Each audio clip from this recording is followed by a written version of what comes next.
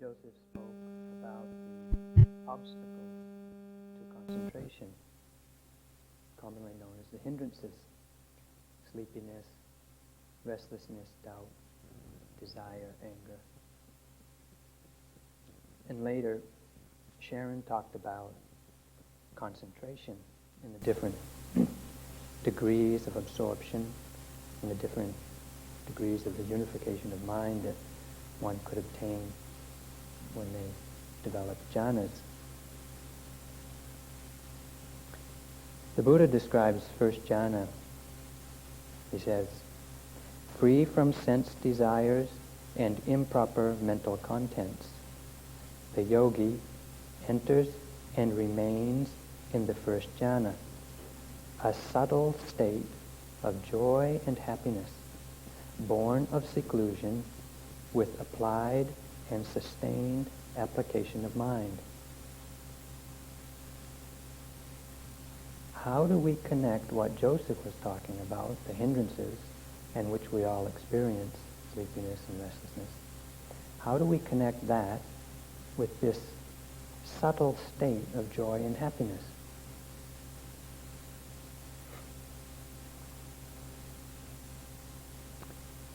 The 5 hindrances, or the 5 obstacles that Joseph talked about,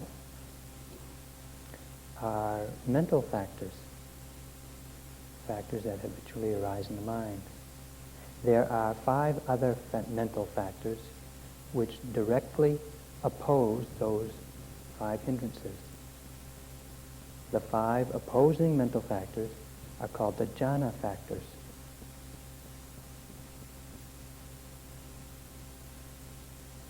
So tonight I want to talk about those factors, the jhana factors, that directly oppose the 5 hindrances. The first hindrance, you remember, was one that we're all familiar with, is tinamida, or sleepiness, laziness, lack of energy. It's a paralysis of the consciousness. It just doesn't want to do anything. It's very sluggish, doesn't move. There's no vitality in the mind that is overcome with sloth and torpor, or with sleepiness. Or sometimes it's not so obvious as bobbing and nodding and nearly passing out. Sometimes it's just boredom. Just kind of don't want to really do anything. Don't want to sit anymore. Don't want to walk. Just don't want to pay attention. This is also a form of tinamida, sleepiness, laziness. It's said that torpor actually smothers all of the other functions in the mind. When torpor arises in the mind, it covers up any other factor that's present, so that you only become aware of and directly under the influence of torpor.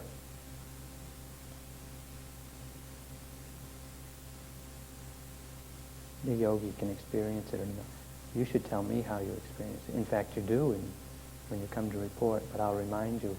Sometimes when you feel real woolly-headed, you just can't quite get it together to really look at anything. Or you feel just dull, or you feel somehow drained or exhausted or overexposed in some way that you just don't want to look anymore.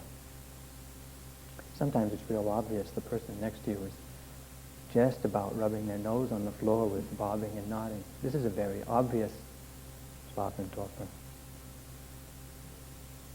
Joseph spoke of many ways to arouse energy and to counteract the effects of sloth and torpor, but I won't go over them. I'll just mention tonight the jhana factor that opposes it and how it does so. The first jhana factor, as you might guess, is also a spiritual vitamin. It's vitakka. It's that initial application of the mind to the meditation object. It's turning the mind towards the object, and then sending the mind to the object when it arises. It's trying to hit the object with the mind. Those of you who are watching rising and falling in the abdomen, it's sending the mind to that part of the body and being ready for the rising when it begins. If you send your mind anywhere else in the body, you're not going to find the rising. You might find something else, but not the rising. Or if you don't send your mind anywhere, you also won't find the rising. So you have to turn your mind towards the area of the object so that you can catch it when it begins. Those of you who are doing metta practice, you have to incline your mind towards the feeling of metta and the person or group to whom you're sending metta. You have to keep this in your mind so that you can pervade and send your feelings of metta towards that person or group.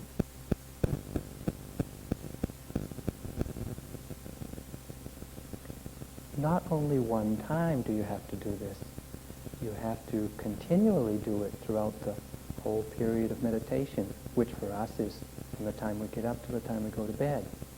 There's some object arising somewhere in the mind or the body. So we have to continually, every second or every 2 seconds or whenever it is, we have to send the mind, we have to turn the mind, keep the mind turned towards the primary object or the secondary objects if they're predominant. In the walking meditation, it's keeping your mind focused on the leg, from the hip to the sole of the foot as you walk. Not outside of the body looking at the trees or other people or any place else in the body, but just on the primary object, trying to observe what happens there.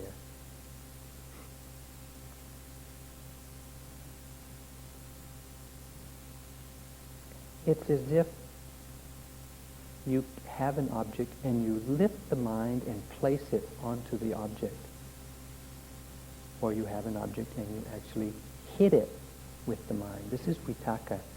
The initial application is the intention to observe a particular object. When you can successfully arouse this factor of mind, it really opens up the mind, it freshens the mind, it brings some energy, some vitality to the mind. And in that way, of course, it directly opposes the sluggishness, the sleepiness, the darkness and dullness of tinamita. When you arouse vitakka, it lightens up, it brightens up, it refreshes the mind.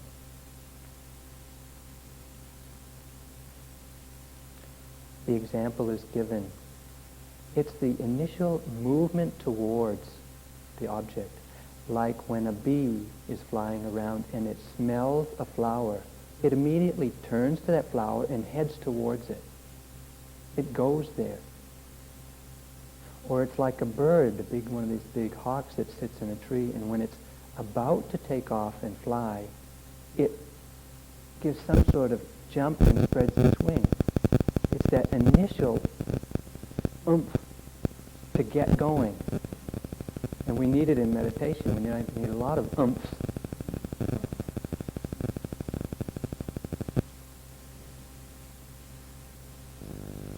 It's remembering to observe the object.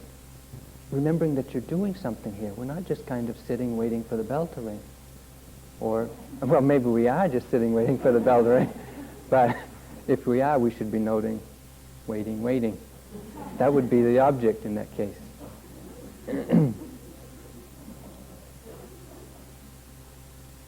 So it has to be precise.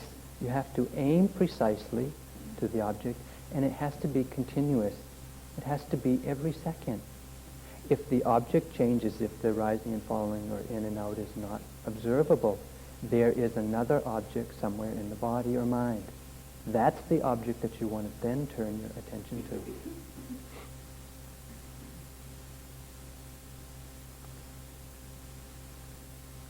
To develop this vitakka, or this initial application of mind, you have to want to do it. You have to have some desire.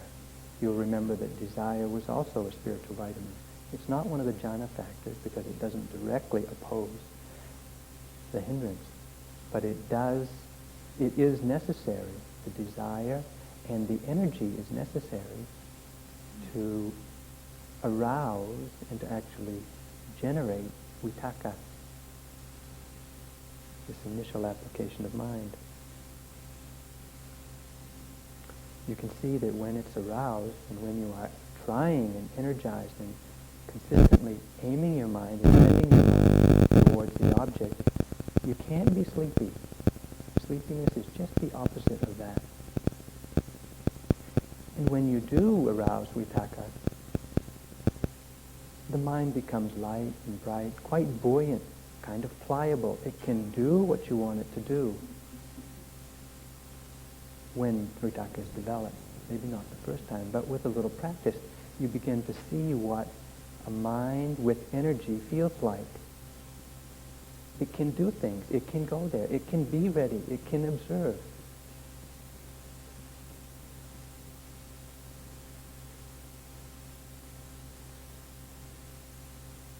So to develop vitaka, one has to be persistent in trying to observe or sending the mind to the primary or the secondary object, no matter which meditation, whether it's rising, falling, in, out, metta, or walking.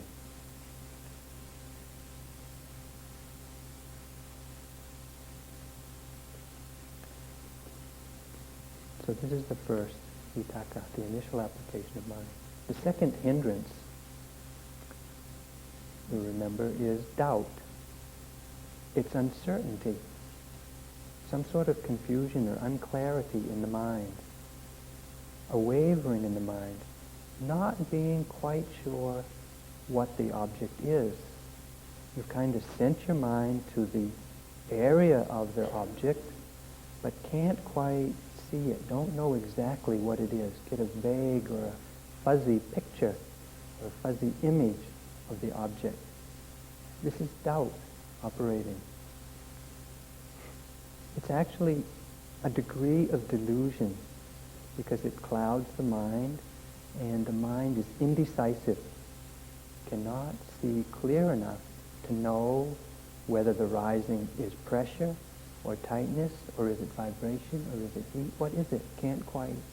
There's something there, you're sure of that, but not so sure that you can actually decide what it is clearly.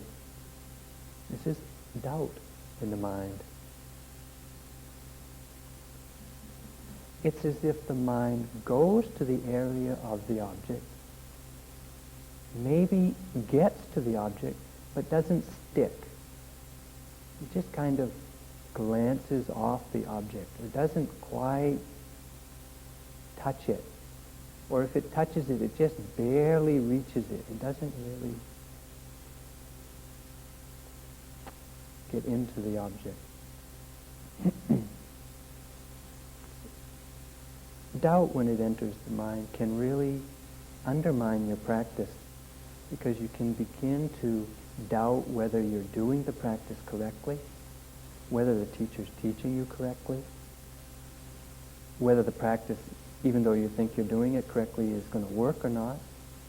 And it kind of just takes away all your initiative to keep going, because you're not getting the results of seeing anything clearly. So it can really be a major, in fact it is one of the major hindrances to continuing with practice. It's like someone mentioned it, it's like when you're traveling, or a traveler who comes to a crossroads in a strange land, and he just doesn't know which way to go. Just cannot make up his mind. He doesn't have any clue. It's that degree of indecision in the mind. Gets to an object, can't decide what it is. The second factor of jhana, or the second mental factor, which opposes that, is called vichara. It's variously called the sustaining power of mind, or it's the investigation of the mind. It's sustaining the mind in one place for the duration of the object. Vitakka gets you there and touches the object. Vichara holds you on the object, sticks you to the object for the entire length of it, holds you right there, doesn't let you slip off. It's as if the mind is pressing against the object, not just touching it, but pressing against it for a period of time. Not just a quick glance, but a steady being with the object. It's an anchoring of the mind in the object. When you throw an anchor overboard on a ship or a boat, it goes to the bottom and stays there. So you put your mind on the object, you anchor it on the object so that it doesn't move. In that way, you begin to see the object clearly, the whole object from the beginning of it to the end.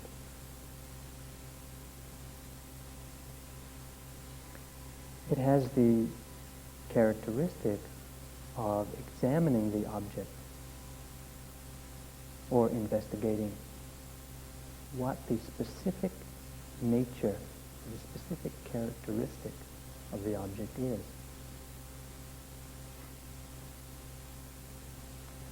Another way of describing it, it is as if you rub your mind into the object.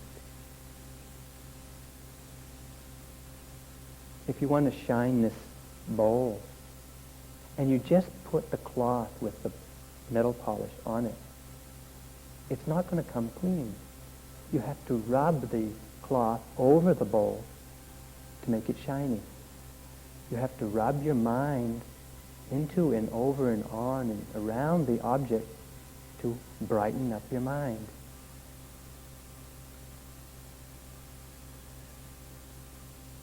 When you can reach the object with vitakka and you rub your mind into it with vichara,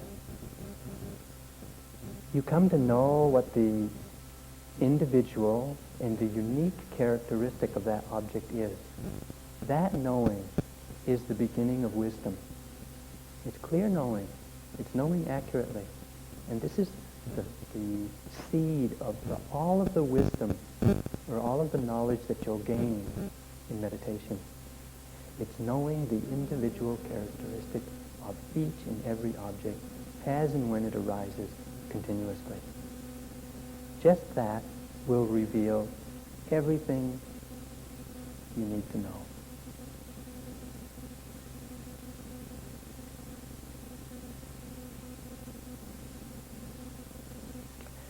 I mentioned that vitakka is the bee turning and changing its direction and going towards the flower that it smells. When it gets to the flower, it buzzes around and buzzes and goes inside and does what it does, I don't know. This is like vichara. Vitakka is getting there and buzzing around and being with the flower and finding out where the stuff is vichara. Or when the bird takes off and it spreads its wings, vitakka is when it makes the oomph, spreads its wings. Vichara is when it just holds its wing out and glides to wherever it wants to go. It has to keep holding them out to get there. If it folds its wings back up, if your mind doesn't stay on the object, you don't get there. So you have to get there and then rub your mind, hold your mind, stick your mind onto the object for the entire length of it. You know, the rising, to use rising as an example, is maybe more than a second, maybe two, maybe sometimes longer, 2 seconds long. If you just take a glance at the rising process, that takes about a split second. What do you do with the rest of the time? Wander. So vitakka alone is not enough. You have to have vichara, you have to develop vichara to rub the mind, to hold the mind on that rising process from where it begins, where and when it begins, to where and when it ends.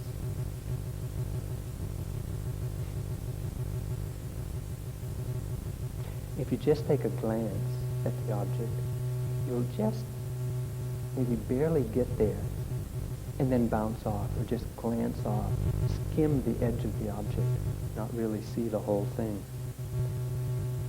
The mind is rather weak at that point. The energy is rather weak and a little unsteady, not able to stay steadily on the object for its duration. Sometimes we can also avoid the object by kind of taking a panoramic view of the object, where we just kind of not really focused.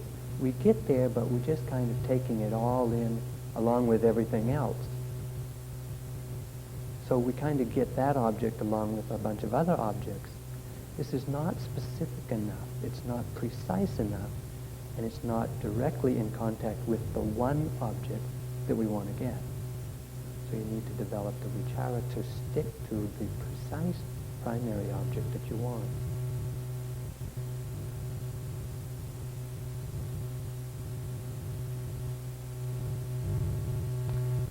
Just to show you what vichara is like, take your left hand and make a fist. Take your right hand and just gently place it on the fist. Not moving, just gently. Okay, now that's knowing the fist. That's vitaka. If you just kind of rub your hand over your fist, you get a much greater detail in a sense of what it is you're hanging on to. You can feel all the knuckles, the hand, the skin, the smoothness, and whatnot. This is vichara. It's staying and rubbing in its direct contact with the object. Vitaka is just touching. Vichara is rubbing. These are the first two mental factors for the first two jhana factors. They work together. Vitaka is the forerunner of vichara. You can't have vichara. If you don't get there, you can't rub your mind into the object. So vitaka is the forerunner of vichara. You have to initially apply your mind, and secondly, you have to sustain your mind on the object.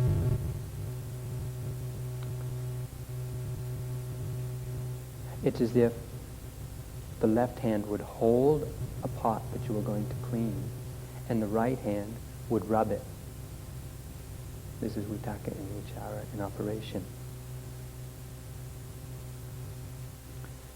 When you develop both vitaka and vichara and you get such close contact with the object, then you come to know it.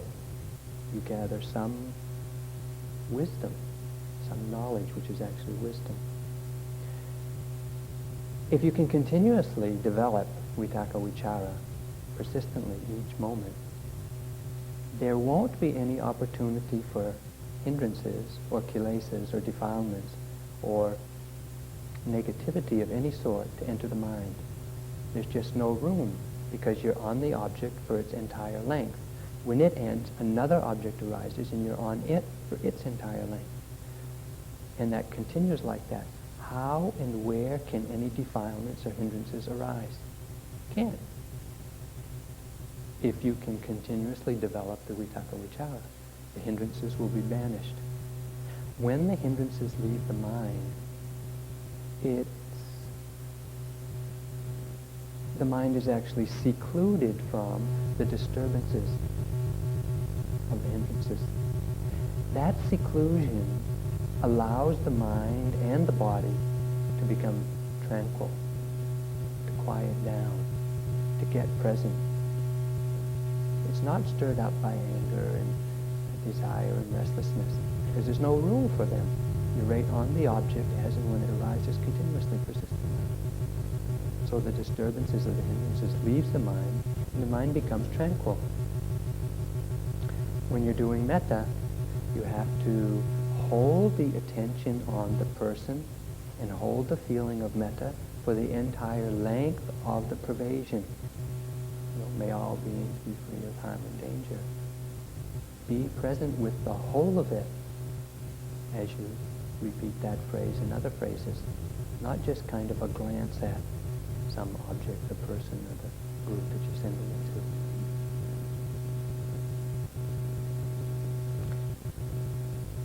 Vitakka and vichara are the first two, and they're the most important. They're the essential, and they're the ones that you can actually generate by having the desire and the energy. The remaining three, or the other three jhana factors, directly result from the successful arousing of vitakka and vichara. You don't try to arouse the remaining three. They arise automatically if vitakka and vichara are developed. So the instructions that you're given are basically, or essentially, completely only to develop vitakka and vichara. Aim your mind, sustain your mind. That's vitakka and vichara. That's the instruction.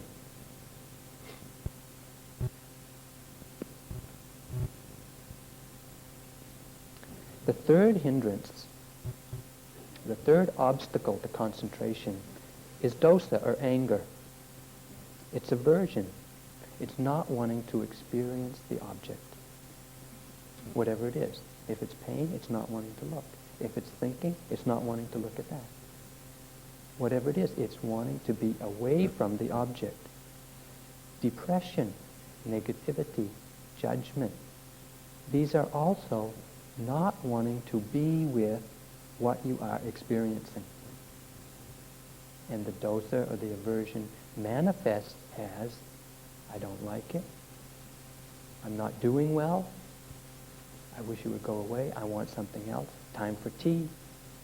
Whatever it is, it's running away from whatever you're experiencing, or whatever you'd experience if you stayed present. Impatience with yourself, with your practice, with other yogis, with the teachers, with the weather, with the food, with your body, with your mind. Impatience is also aversion, not being able to just be with whatever's there. Your body as it is, the food as it is, the teachers as they are, the yogis as they are. If you can't handle it, it's aversion. Fear is also aversion. We get a glimpse of something arising in the body or the mind, pain or discomfort or something frightening, and we just don't want to look. It's like, the body just tightens up and the mind just goes dark. Can't generate the brightness that is needed to see the object. This is fear, also aversion. Sometimes we manifest our aversion by noting so loudly that it drives the object, or it covers up the object. Pain, pain, pain, or whatever you... No pain, but lots of good noting, huh? I'm sorry. Really what you should be noting is dosa, dosa, dosa, dosa. Or not liking, unpleasant, unpleasant, whatever. However you experience it. Some people will experience it as fear, some will experience it as unpleasant, some will experience it as pain, disliking. Put the label.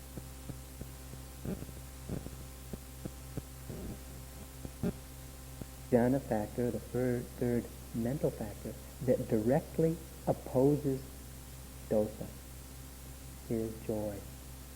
Piti, it's called in Pali. You don't have to try to arouse joy. As you know, the objects are pretty joyless.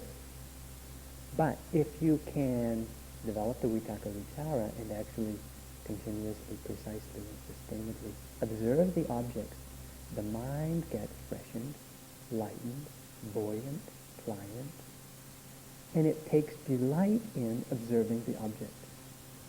It finds some satisfaction just being with the object, just that boring old rising, falling. The mind actually likes it when you're in touch with it continuously. It gets happy, it gets satisfied, it realizes that it's in touch. It's a real zest. The joy or this piti is a real zest a real interest in what you're doing or in observing the objects, whatever they are. The mind is wholly absorbed. It's enwrapped. Rapture is another name for piti. The mind gets enwrapped or wholly absorbed in the object and finds great delight and satisfaction just being with it, whatever it is. As Joseph mentioned the other night, piti is also one of the factors of enlightenment, and a way to get a glimpse of, or a way to understand how it feels is, as you mentioned, if someone was on the desert for many days, it was just extremely hot and dry, and was just very uncomfortable, and then saw the sign or saw the oasis ahead, immediately his mind or her mind would just kind of brighten up and just get interested in what it was doing, and would be, even with that, it would have some sort of refreshment. Just, all right, we're getting there. It's some sort of satisfaction in what it's experiencing, even though the person is still in the desert, hot and dry. No water yet. Still find some interest and some joy in that.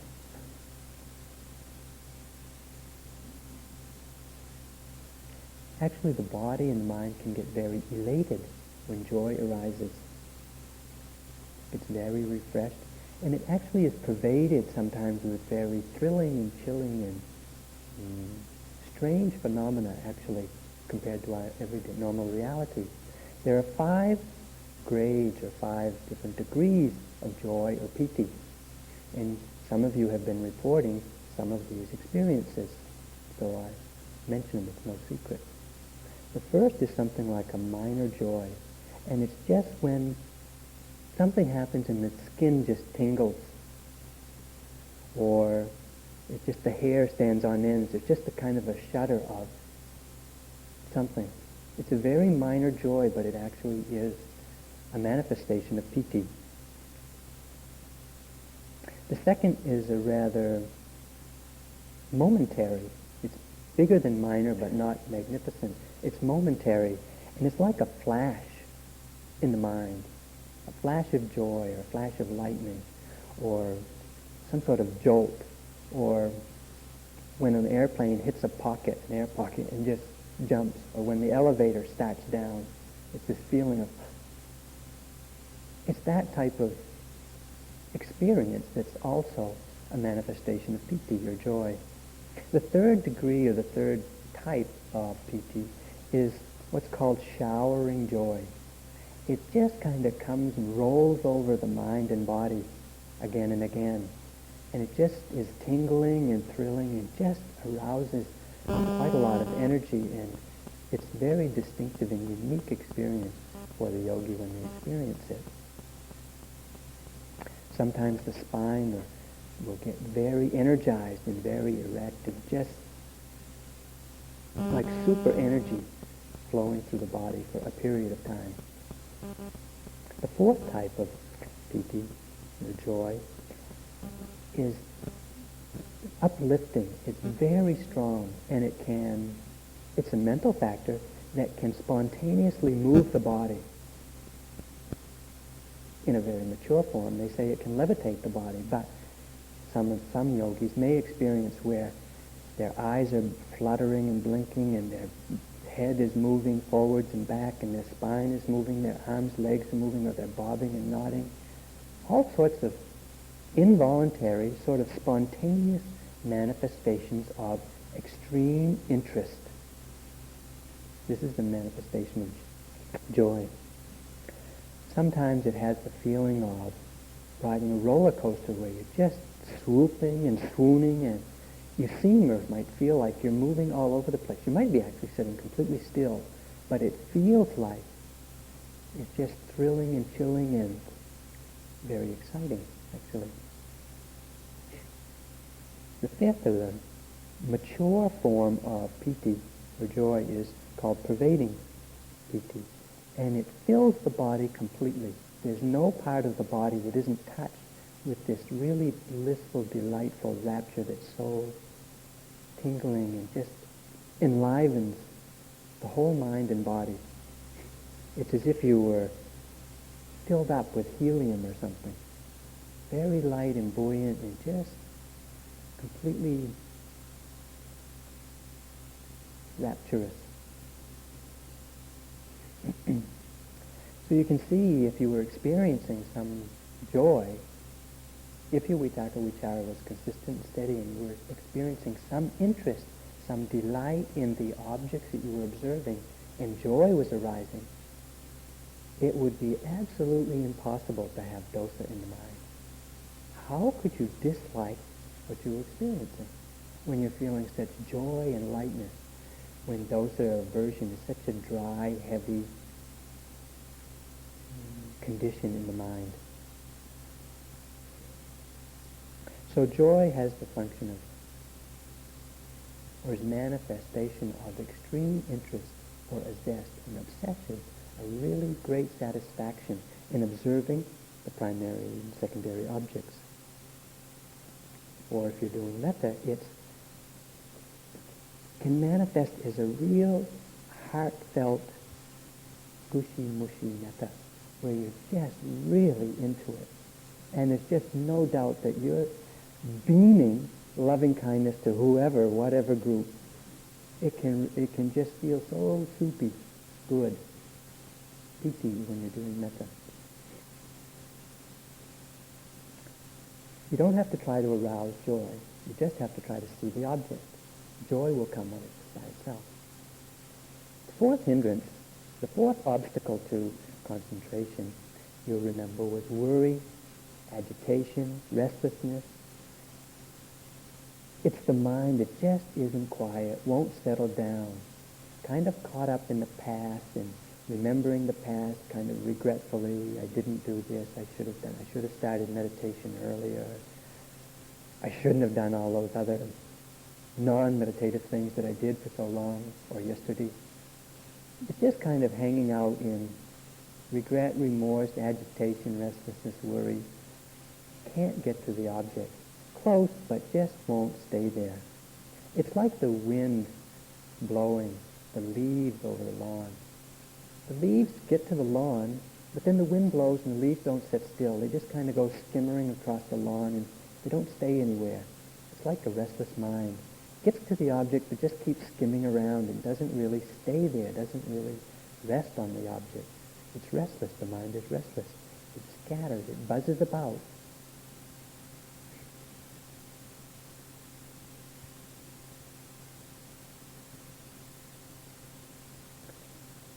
Some of you are reporting restlessness, but I'll remind the others. It's when you don't want to sit. You just can't hold your posture for 2 minutes. You get in a posture and it's just,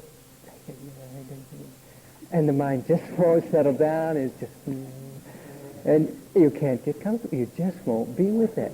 Or during a walking period, you get up and you go for walking, and you stop by for a tea, and you're on your way to your walking spot, and you decide to go to the toilet. And then you're on your way to your walking spot and you hit the bulletin board. And then you remember that you've got your yogi need thing and you go into the office and then maybe I'll go walk in the library. Oh, I can't walk in the library. Ding, ding, ding. Time to go back and sit. Never really got to walking. This is restlessness. It's actually wandering. The mind wanders around. And if you're not careful, the body will wander with it.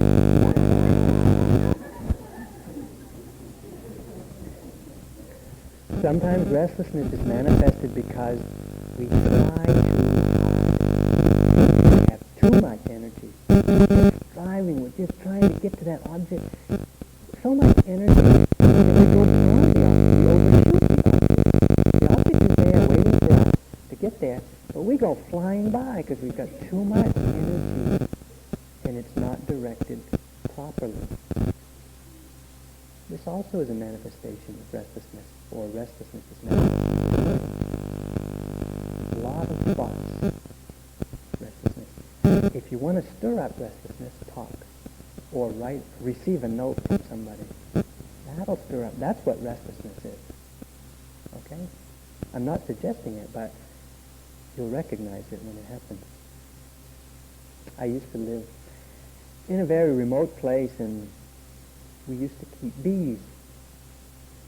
And every so often you'd have to open up the beehive, check to see if there's any disease in the beehive, remove it, or put in medicine, or sometimes you have to take off the top and put on another space for them to add more, to build more honey. When you take off as gentle as you can be, of course you do this very gently, you quietly approach the beehive, you very mindfully touch the cover, vitaka, you very gently lift the cover off, vichara, and immediately the bees get all stirred up, and they buzz around. They don't know just yet what's going on, whether their hive is being robbed, not yet, but in the fall it will be. And so they just buzz around the hive, trying to protect it. This is restlessness. They don't land on the hive. Some of them land on me. But they just buzz around, thousands of them. This is the mind. It's like the mind buzzing around the object. Doesn't really stay still, land on it. The mental factor which directly opposes restlessness is called sukha. It's happy comfort of mind and body. It's bliss. It arises from the tranquility of being away from the hindrances. Vitaka vichara gives rise to enjoy the third jhana factor, and sukha, bliss, the fourth jhana factor. Actually, piti is a precursor, it's a forerunner for sukha. When piti gets very mature, very subtle, very pervasive, then this real comfort, the body just gets blissy. The mind gets really blissy. And it's just so soft and so pleasant and so comfortable. You cannot find a pain in the body. And the mind certainly is sitting like floating on clouds. You can't try to develop this. It comes when your vitaka vichara is right and right. This sukha is extremely subtle, and it is extremely sweet. It's the best feeling you'll ever feel in this body, in any body actually. It is far better than any sensuous pleasure you have ever experienced, and we've all experienced a lot, haven't we? Sukha is better.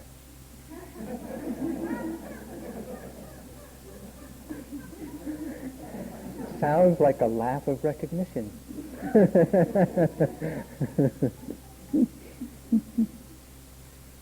The mind and the body are just absolutely okay. Nothing. There's not a ripple of discontent in any of your experience. This is how happy and not joyful, how happy and subtly sweet and blissful you can get.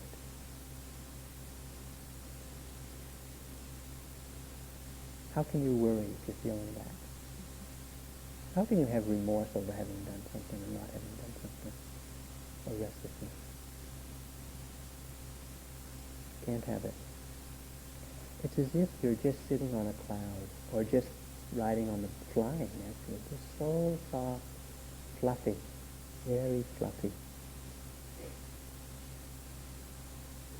It has the function of enhancing the other mental factors, or of intensifying the other mental factors. Some yogis, when you go to eat, it's just food, food like we've been eating for 6 or 7 weeks. But when your mind gets a taste of the sukha, plain rice is heavenly. It's just the most exquisite food you've ever eaten. This is the function of bliss in the mind. It just enhances everything.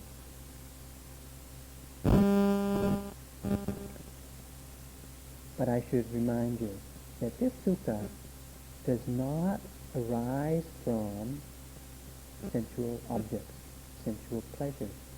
It arises because the mind sees these objects and does not indulge in them. It sees the rising, falling, sitting, touching, pain, lifting, moving, placing. It sees these things without indulging in pleasantness or aversion to them. It sees them clearly. That seclusion from the hindrances gives rise to this happiness, this bliss.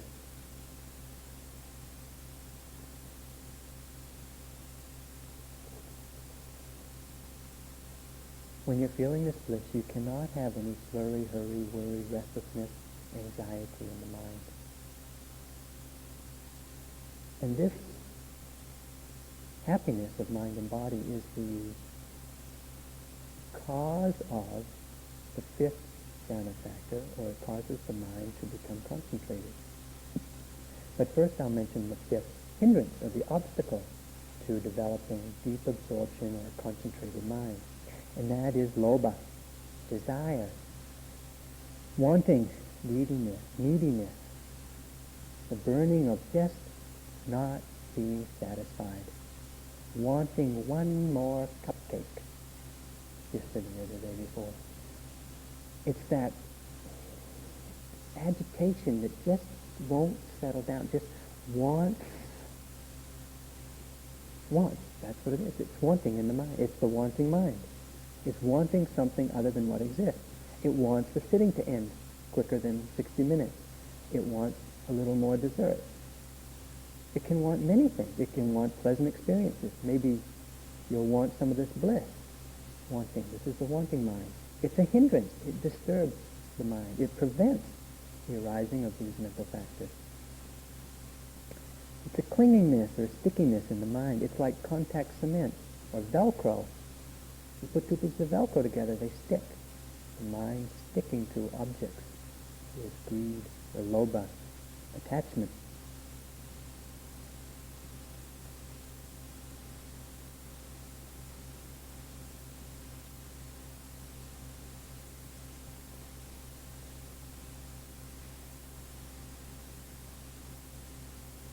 Greed has the function of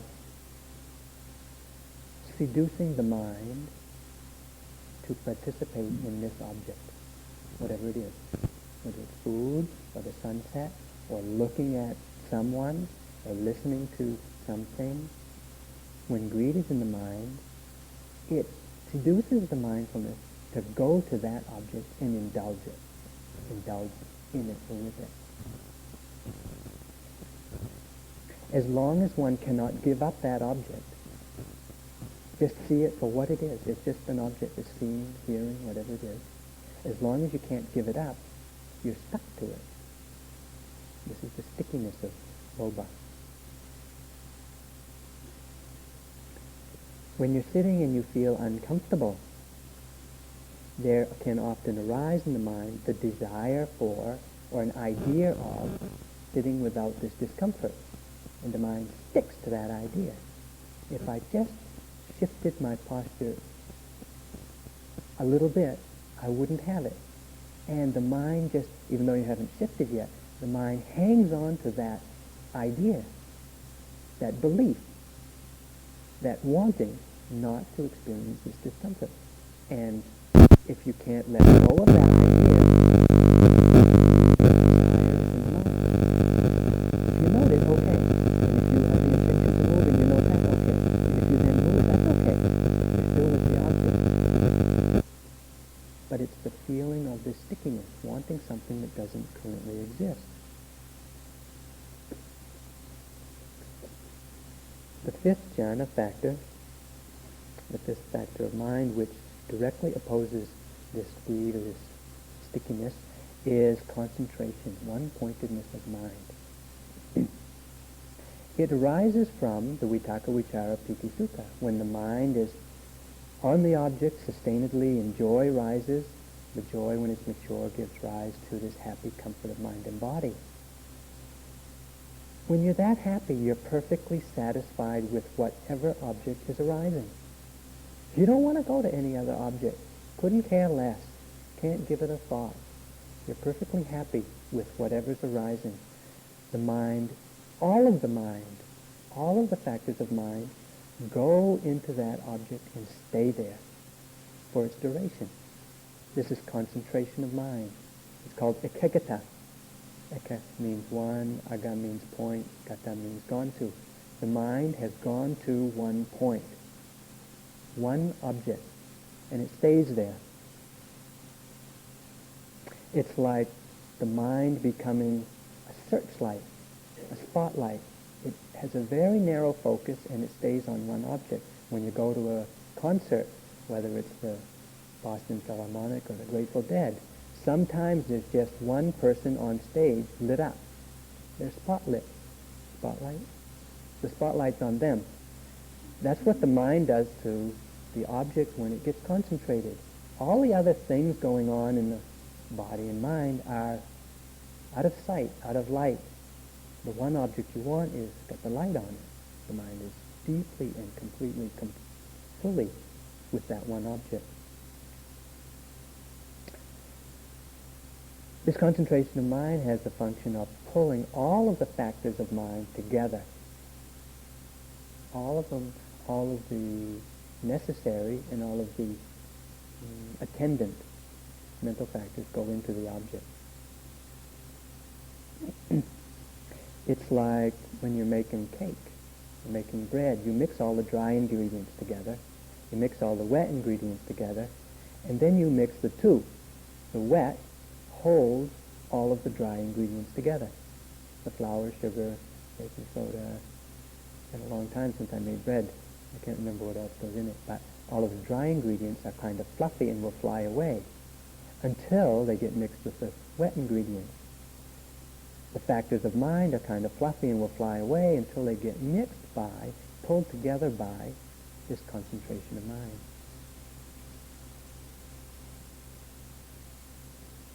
When the mind is one-pointed, it stays with the currently arising object. It doesn't jump around from object to object. As you go deeply into one object, or as all of your mind stays with one object, it sees the object clearly, and it sees more of the object. Some people come and they report the rising as movement. This is good. Some people come and they report the rising as this, because they're concentrated and they have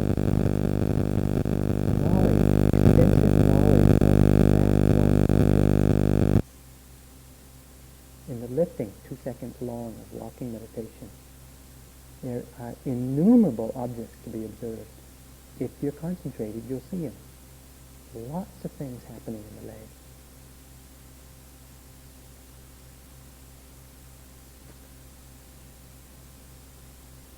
I have to wrap up this talk.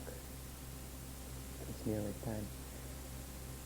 So the 5 factors that directly oppose the hindrances are vitaka, the initial application of the mind to the object. Vichara, the sustaining of the mind on the object.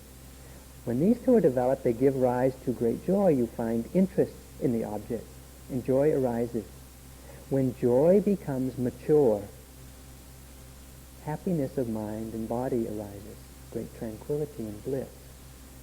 This allows you to be happy with the object you're with, and you become very concentrated and one-pointed, not wishing to go to any other object.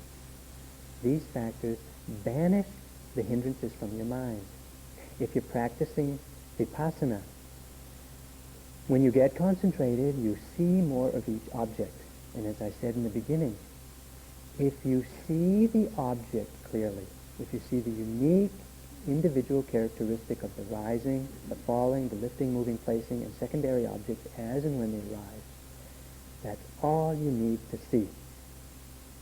Everything that they talk about as far as wisdom and enlightenment and understanding and knowledge and jhana and all those things comes directly from knowing the rising as it is, not thinking about anything.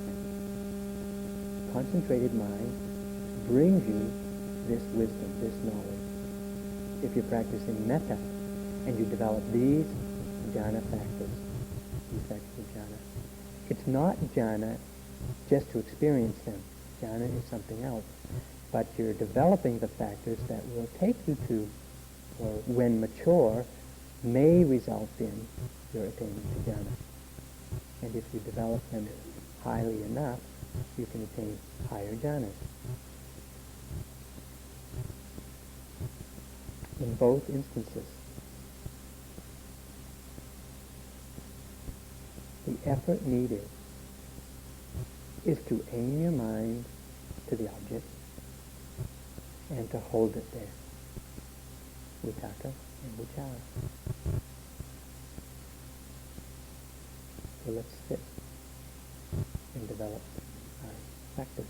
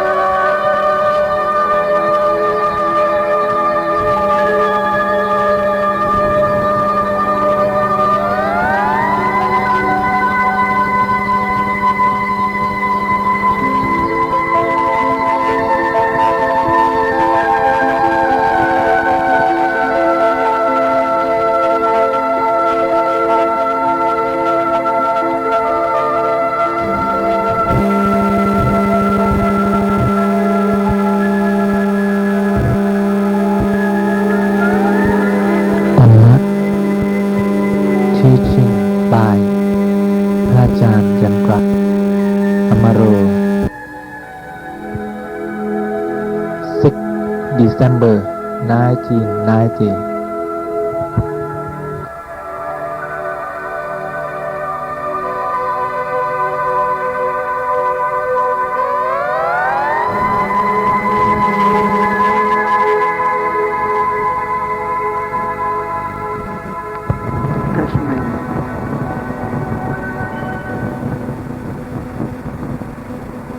Would not suffering.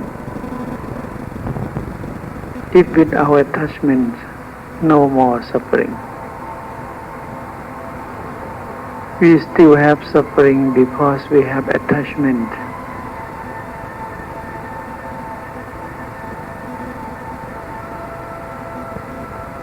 Suffering, any kind of suffering, it comes from our mental formations.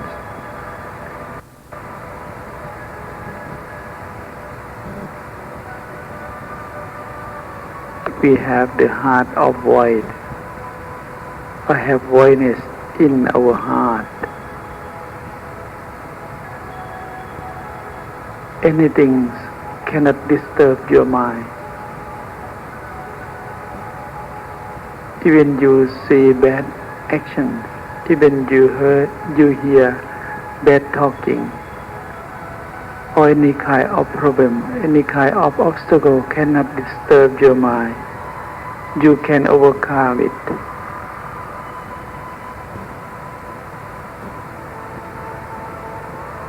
And we should often contemplate what it is.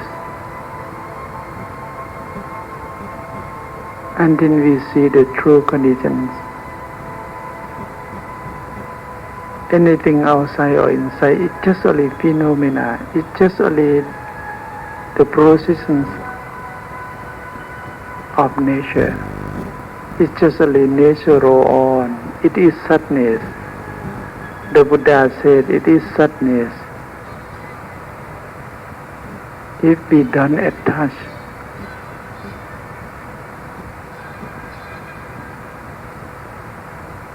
we will not be suffering.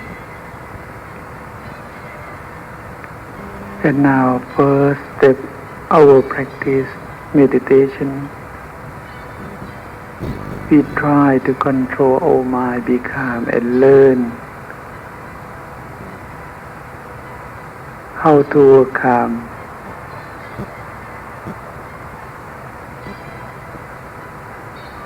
Just watch it.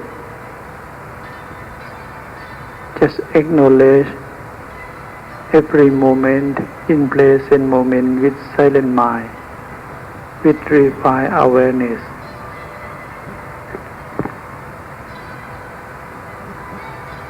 It's not so long time all mind will be calm and peaceful more and more, and try to keep it as long as possible. You can open your eye or close your eye. It's not important about that thing. The most important thing is our mindfulness and awareness.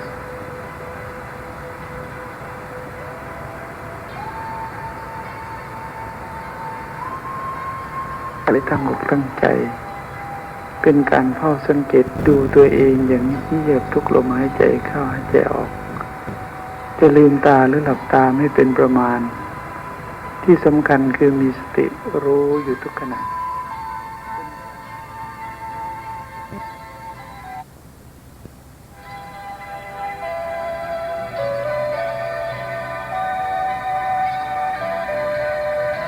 Please turn our intention to our mind again.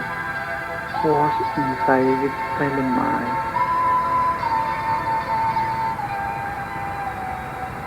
We can see, can learn through conditions inside. Inside is a big Bible. It's the biggest university in our life. It's not outside. Outside is just a factor of life.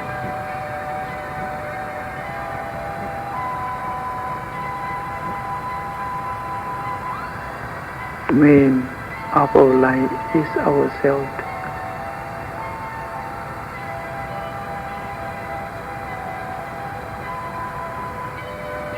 Then we know ourselves well and realize we can know anything outside.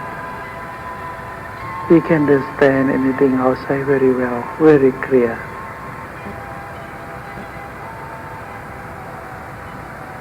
And we will have inspirations and encouragement to confront, to continue to do anything very well in our life with Dhamma, with loving kindness and right knowledge.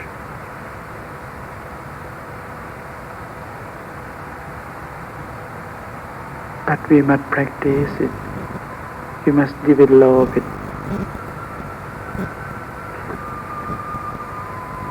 ขอให้ตั้งใจภาวนาสักระยะหนึ่ง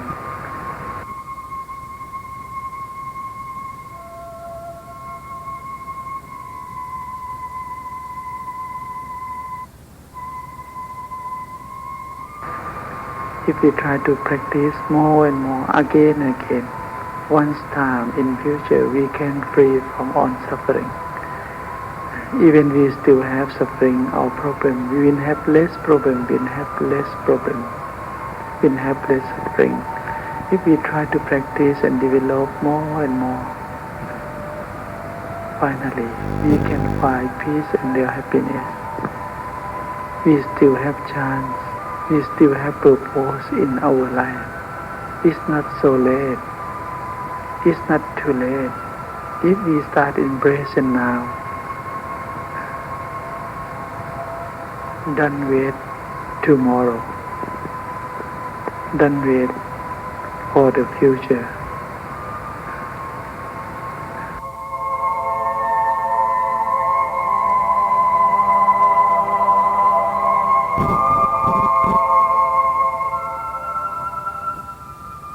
Anything, it can be subject to change.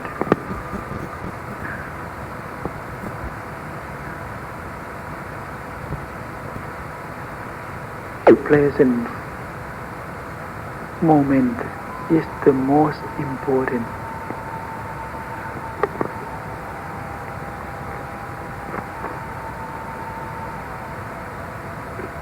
Just relax. All right. We'll walk out again. ข้างในจะ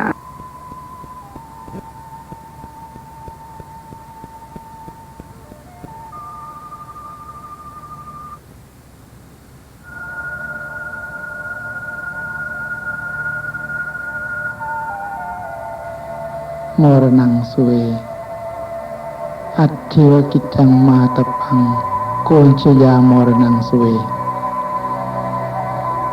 It means we cannot know the death can come for tomorrow. Anything if we can do now, we should try to do now is better. Can you understand from my meaning? Now my thought is not so well, no? I don't complain, but justly said it's not so clear in my voice because today talk a lot from since morning since last night until now.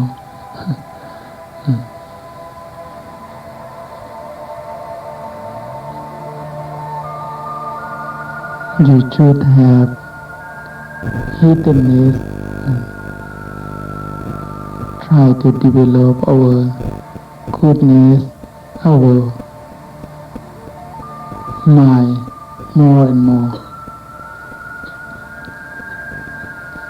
Anything if we can do in present, we should do it. Don't wait for the future. Don't wait tomorrow. It will be late tomorrow.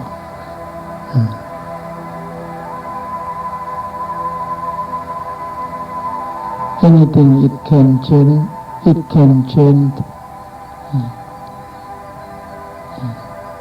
anytime. All of the chanting, if you know the meaning well and try to take it to contemplate, you can see and realize by yourself clearly. You can get wisdom, and it is very good for remind yourself or stimulate your mind to practice more. When you think of the Buddhist teaching or think of the Buddha word, infinite words of the Buddha, Vayathamma Sankhara, it means all of body, anybody are going be old. It's getting old now.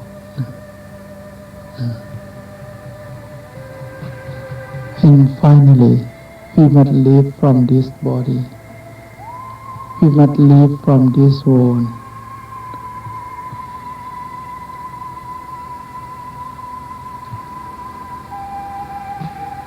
What is the best thing in our life?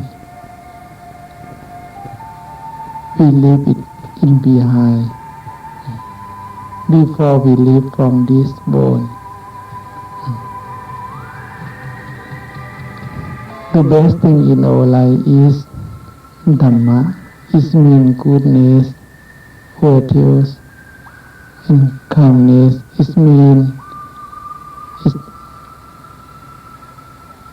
must have calmness and peace in that thing too. How we can find it before we die, before we pass away? That thing still have in your life, in your mind, in present now.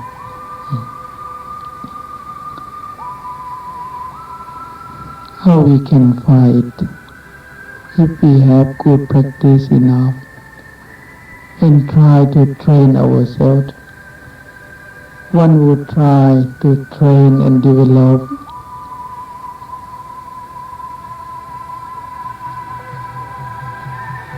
self oneself, one will find peace and real happiness.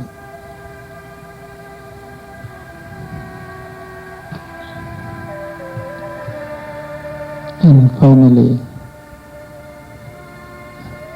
I like to refer to the Buddha, Dhamma, and Sangha, and all of my master, and all of your wholesomeness. Bless you and protect you. May you all be well and happy and peaceful, and may you all progress in your life, in your Dhamma practice, and may you all have encouragement to do good, to develop your virtues more and more.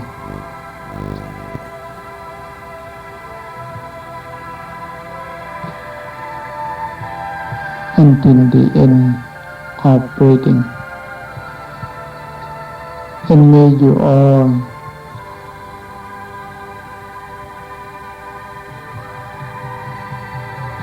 succeed in your wish and be able to achieve your goal and free from all suffering.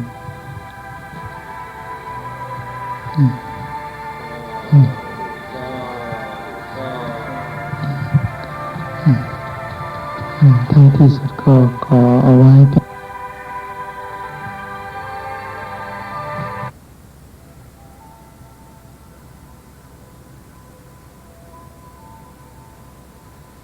Our life it pass very quick, and we should remind ourselves what we are doing now, and try to do in our best if we can do in present. If we can do in present now, we should start or have beginning to do good, and try to develop our goodness, our loving kindness and wisdom until our mind can free from attachment, from suffering, until we can overcome any kind of problem inside and outside, until we can find peace and real happiness. And I believe that you all still have chance, you all still have opportunity to do that. It's not so late. If we can return our life to the last time